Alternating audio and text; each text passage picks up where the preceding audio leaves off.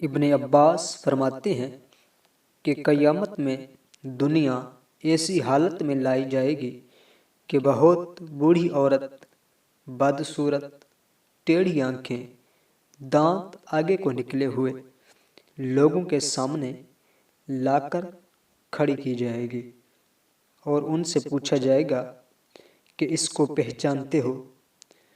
وہ کہیں گے خدا کی پناہ، یہ کیا بلا ہے؟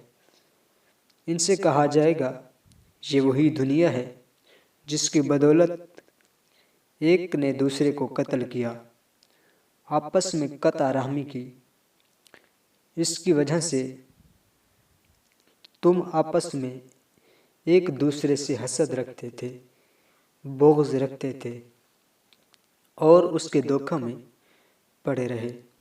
اس کے بعد اس بڑھیا کو جہنم میں پھینک دیا جائے گا۔ وہ چلائے گی کہ میرے ساتھ ان کو بھی تو لاؤ، میرے پیچھے لگنے والوں کو بھی تو میرے ساتھ کرو۔